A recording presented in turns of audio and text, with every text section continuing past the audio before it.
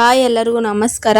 ಮೊದಲ ಅಡುಗೆ ಚಾನಲ್ಗೆ ಸ್ವಾಗತ. ಇವತ್ತಿನ ರೆಸಿಪಿ ಬಂದು ಬೂಂದಿ ಲಡ್ಡು ಮಾಡುವ ವಿಧಾನ ತೋರಿಸ್ಕೊಡ್ತಾ ಇದ್ದೀನಿ. ಅದು ತುಂಬ ಸುಲಭವಾಗಿ ತೋರಿಸ್ಕೊಡ್ತಾ ಇದ್ದೀನಿ. ಕೆಲವೊಂದು ಟಿಪ್ಸ್ ಹೇಳ್ತೀನಿ, ಪೂರ್ತಿ ವಿಡಿಯೋ ನೋಡಿ ನೀವು ಮನೇಲಿ ಮಾಡಿ, ತುಂಬ ಚೆನ್ನಾಗಿ ಬರುತ್ತೆ. ಮೊದಲನೇದಾಗಿ 1 ಕಪ್ಪಷ್ಟು ಕಡಲೆ ಹಿಟ್ಟು ಒಂದು ಮಿಕ್ಸಿಂಗ್ ಬೌಲ್ ತಗೊಂಡು ಜಲ್ಡೆ ಮಾಡ್ಕೊಳ್ತಾ ಇದ್ದೀನಿ. ನೀಟಾಗಿ ಜಲ್ಡೆ ಮಾಡೋದ್ರಿಂದ ಏನಾದರೂ ಗಂಟು ಇರುತ್ತಲ್ಲ ಅದೆಲ್ಲ ಹೋಗುತ್ತೆ ಅಂತ ಅಷ್ಟೇ. ಜಲ್ಡೆ ಮಾಡಿದ್ದಾದಮೇಲೆ ಒಂದು ಅರ್ಧ ಟೇಬಲ್ ಸ್ಪೂನ್ ಅಷ್ಟು ಅರಿಶಿನ, ಸೋಡಾ, ಅಡುಗೆ ಸೋಡಾ ಫ್ರೆಂಡ್ಸ್, ಅದು ಒಂದು ಚಿಟಿಕೆ ಅಷ್ಟು ಹಾಕ್ಕೊಳ್ತಾ ಇದ್ದೀನಿ. ನೀಟಾಗೆಲ್ಲ ಮಿಕ್ಸ್ ಮಾಡ್ಕೊಳ್ಳಿ.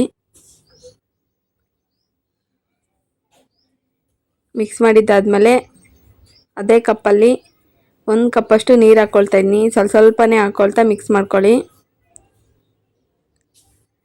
1 ಕಪ್ಪು ಅಳತೆ ಕರೆಕ್ಟಾಗಿರುತ್ತೆ ಫ್ರೆಂಡ್ಸ್.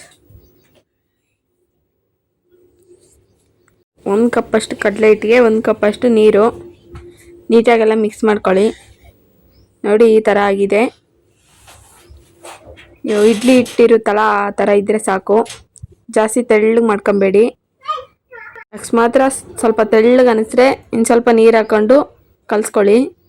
ನೋಡ್ತಾ ಇರ್ಬೋದು ಈ ಥರ ಆಗಿದೆ. ಈ ಥರ ಮಾರ್ಕ್ ಮಾಡಿದ್ರೆ ಈ ಥರ ಕಾಣ್ತಾ ಇದೆ ನೋಡಿ. ಈ ಥರ ಆದರೆ ಇದು ಕರೆಕ್ಟಾಗಿರುತ್ತೆ ಅಳತೆ. ಈಗ ಎಣ್ಣೆ ಚೆನ್ನಾಗಿ ಕಾದಿದೆ ಫ್ರೆಂಡ್ಸ್. ಒಂದು ಬಾಣಲೆಗೆ ಎಣ್ಣೆ ಚೆನ್ನಾಗಿ ಕಾದಿದೆ. ಈಗ ಎಣ್ಣೆ ಚೆನ್ನಾಗಿ ಕಾದಿದ್ದಾದ್ಮೇಲೆ ಹಾಕ್ಕೋಬೇಕು. ನೋಡಿ ಈ ಥರದ ಜಾಲರ ಇರುತ್ತಲ್ಲ ಅದರೊಳಗೆ ಹಾಕಿ ಈ ಥರ ಮ್ಯಾಲಿಂದ ಹಾಕ್ಕೊಳ್ತಾ ಇದ್ದೀನಿ ಸ್ವಲ್ಪ. ನೋಡಿ ಈ ಥರ ಹಾಕೋದ್ರಿಂದ ಚೆನ್ನಾಗಿ ಬರ್ತಾ ಇದೆ. ನೋಡ್ತಾ ಇರ್ಬೋದು ಬೂಂದಿ ಕಾಳು ಯಾವ ಥರ ಬೀಳ್ತಾ ಇದೆ ಅಂತ. ಈ ಥರ ಹಾಕ್ಕೊಳ್ಳಿ, ನಿಧಾನವಾಗಿ ಹಾಕ್ಕೊಳ್ಳಿ. ಈ ಥರ ಕಂಪ್ಲೀಟಾಗಿ ಹಾಕ್ಕೊಳ್ಳಿ. ನಂತರ ನೊರೆ ಎಲ್ಲ ಹೋಗ್ಬಿಡ್ಬೇಕು. ನೊರೆ ಎಲ್ಲ ಹೋಗಿದ್ಮೇಲೆ ನೀಟಾಗೆಲ್ಲ ಮಿಕ್ಸ್ ಮಾಡ್ಕೊಳ್ಳಿ.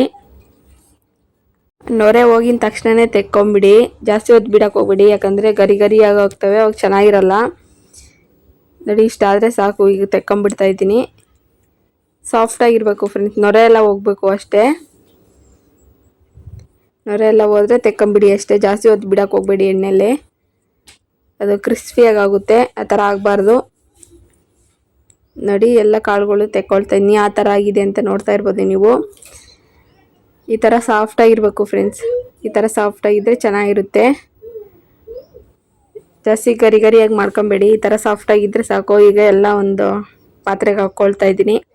ನೋಡ್ತಾ ಇರ್ಬೋದು ಎಲ್ಲ ಅದೇ ಥರ ಮಾಡಿಟ್ಟಿದ್ದೀನಿ. ಈಗ ಒಂದು ಹಿಡಿಯಷ್ಟು ತಗೊಂಡು ಮಿಕ್ಸಿ ಜಾರ್ಗೆ ಹಾಕಿ ನೈಸಾಗಿ ಪುಡಿ ಮಾಡ್ಕೊಂಡು ಅದಕ್ಕೆ ಬೆರೆಸ್ಕೊಳ್ತಾ ಇದ್ದೀನಿ.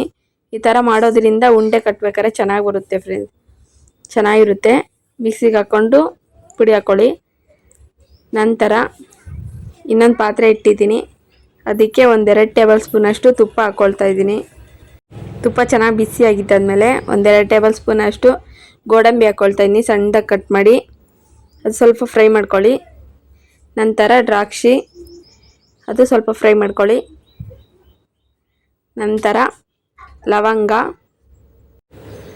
ನೋಡಿ 4-5 ಲವಂಗ, ಅದು ನೀಟಾಗಿ ತುಪ್ಪದಲ್ಲಿ ಫ್ರೈ ಮಾಡ್ಕೋಬೇಕು. ಲವಂಗ ಹಾಕೋದ್ರಿಂದ ಫ್ಲೇವರ್ ಚೆನ್ನಾಗಿರುತ್ತೆ ಅಂತ ಹಾಕ್ಕೊಳ್ತಾ ಇದ್ದೀನಿ.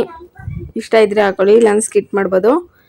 ನೋಡಿ ಈ ಥರ ಕಲರ್ ಚೇಂಜ್ ಆದಮೇಲೆ ತೆಕ್ಕೊಳ್ತಾ ಇದ್ದೀನಿ. ನಂತರ 3/4 ಕಪ್ನಷ್ಟು ಸಕ್ಕರೆ, 1 ಕಪ್ನಷ್ಟು ನೀರು. ಸಿಹಿ ಕರೆಕ್ಟಾಗಿರುತ್ತೆ, ಅಳತೆನೂ ಕರೆಕ್ಟಾಗಿರುತ್ತೆ ಫ್ರೆಂಡ್ಸ್. ಹೆಚ್ಚು ಆಗೋಲ್ಲ, ಕಮ್ಮಿನೂ ಆಗೋಲ್ಲ. ನೋಡಿ ನೀಟಾಗೆಲ್ಲ ಮಿಕ್ಸ್ ಮಾಡ್ತಾ ಪಾಕ ಬರಬೇಕು, ಒಂದೆಳೆ ಪಾಕ ಬರಬೇಕು. ಅಲ್ಲಿವರೆಗೂ ನೀಟಾಗಿ ಮಿಕ್ಸ್ ಮಾಡ್ತಾನೆ ಇರ್ರಿ. ನೋಡ್ತಾ ಇರ್ಬೋದು, ಈಗ ತೋರಿಸ್ತಾ ಇದ್ದೀನಿ. ಈ ಥರ ಒಂದೆಳೆ ಪಾಕ ಬರಬೇಕು. ಈ ಥರ ಬಂದರೆ ಪರ್ಫೆಕ್ಟಾಗಿರುತ್ತೆ, ಕರೆಕ್ಟಾಗಿ ಆಗಿದೆ ಅಂತ ಅರ್ಥ. ನೋಡಿ ಈಗ ಆಗಲೇ ಬೂಂದಿ ಹಾಕ್ಕೊಳ್ತಾ ಇದ್ದೀನಿ. ನೋಡ್ತಾ ಇರ್ಬೋದು ಅಷ್ಟು ಹಾಕ್ಕೊಂಡು ನೀಟಾಗೆಲ್ಲ ಮಿಕ್ಸ್ ಮಾಡ್ಕೊಳ್ಳಿ. ಬಿಸಿ ಇದ್ದಾಗಲೇ ಮಿಕ್ಸ್ ಮಾಡ್ಕೊಳ್ಳಿ ಫ್ರೆಂಡ್ಸ್. ಗ್ಯಾಸ್ ಆಫ್ ಮಾಡೋಕ್ಕೆ ಹೋಗ್ಬಿಡಿ. ನೀಟಾಗೆಲ್ಲ ಮಿಕ್ಸ್ ಮಾಡಿದ್ದಾದಮೇಲೆ ಆಫ್ ಮಾಡ್ಕೊಳ್ಳಿ ಗ್ಯಾಸು. ನೋಡ್ತಾ ಇರ್ಬೋದು ಎಲ್ಲ ಮಿಕ್ಸ್ ಮಾಡಿ ಗ್ಯಾಸ್ ಆಫ್ ಮಾಡ್ಕೊಳ್ತಾ ಇದ್ದೀನಿ. ಏಲಕ್ಕಿ ಪುಡಿ ಆಗಲೇ ಹುರಿದಿದೆ ಅಂತ ದ್ರಾಕ್ಷಿ, ಗೋಡಂಬಿ, ಲವಂಗ ಹಾಕ್ಕೊಳ್ತಾ ಇದ್ದೀನಿ. ಹಾಕೊಂಡು ನೀಟಾಗೆಲ್ಲ ಮಿಕ್ಸ್ ಮಾಡ್ಕೊಳ್ಳಿ. ನೋಡಿ ಕರೆಕ್ಟಾಗಿ ಆಗಿದೆ ಪಾಕ. ಈಗ ಕಂಪ್ಲೀಟಾಗಿ ತಣ್ಣಗಾಗಿ ಬಿಡ್ತಾ ಇದ್ದೀನಿ. ಪಾಕ ಎಲ್ಲ ನೀಟಾಗಿ ಇರ್ಕೋಬೇಕು ಬೂಂದಿ. ನೋಡ್ತಾ ಇರ್ಬೋದು ಈಗ ತಣ್ಣಗಾಗಿದೆ ಕಂಪ್ಲೀಟಾಗಿ. ನೋಡಿ ಈ ಥರ ಆಗಿದೆ. ನಿಮಗೆ ಅಕಸ್ಮಾತ್ ಗಟ್ಟಿ ಅನಿಸಿದ್ರೆ ತಣ್ಣಗಾಗಿದ್ದಾದ್ಮೇಲೆ ಸ್ವಲ್ಪ ಗಟ್ಟಿ ಅನಿಸ್ತದೆ. ಸ್ವಲ್ಪ ಬಿಸಿನೀರು ಕಾಯಿಸ್ಬಿಟ್ಟು ಒಂದೆರಡು ಟೇಬಲ್ ಸ್ಪೂನ್ ಅಷ್ಟು ಸ್ವಲ್ಪ ಚಿಮಿರ್ಸ್ಕೊಳ್ಳಿ ಅದ್ರ ಮೇಲೆ. ಆವಾಗ ಕರೆಕ್ಟಾಗಿರುತ್ತೆ, ಉಂಡೆ ಕಟ್ಟೋದಕ್ಕೆ ಚೆನ್ನಾಗಿ ಬರುತ್ತೆ ಫ್ರೆಂಡ್ಸ್. ಕರೆಕ್ಟಾಗಿದ್ದರೆ ಏನು ಹಾಕೋಕೆ ಹೋಗ್ಬೇಡಿ ನೀರು. ಸ್ವಲ್ಪ ಗಟ್ಟಿ ಅನಿಸಿದ್ರೆ ಮಾತ್ರ ನೀರು ಹಾಕ್ಕೊಳ್ಳಿ. ನೋಡಿ ಇದೊಂದು ಟಿಪ್ಸು. ಕೆಲವೊಂದ್ಸಲಿ ಮಾಡ್ಬೇಕಾದ್ರೆ ಸ್ವಲ್ಪ ಗಟ್ಟಿ ಅನಿಸುತ್ತೆ, ನೀರು ಹಾಕೊಂಡ್ರೆ ಒಂದೆರಡು ಟೇಬಲ್ ಸ್ಪೂನ್ ಅಷ್ಟು ಏನು ತೊಂದರೆ ಆಗಲ್ಲ, ಚೆನ್ನಾಗಿರುತ್ತೆ. ನೀರು ಹಾಕೋದ್ರಿಂದ ಏನಾದರೂ ಕೆಡುತ್ತೆ ಅಂತ ಏನು ಅನ್ಕೋಬೇಡಿ, ಚೆನ್ನಾಗಿರುತ್ತೆ ಮಾತ್ರ. ನೋಡಿ ಈ ಥರ ಉಂಡೆ ಕಟ್ಟಿದ್ದೀನಿ. ತುಂಬಾ ಟೇಸ್ಟಿ ಆಗೈತೆ ಫ್ರೆಂಡ್ಸ್, ಮಾತ್ರ ಸಖತ್ತಾಗಿ ಬಂದಿದೆ. ನೀವು ಮನೇಲಿ ಮಾಡಿ ಹೇಗಿತ್ತು ಅಂತ ಮರೀದೆ ಕಮೆಂಟ್ ಮಾಡಿ.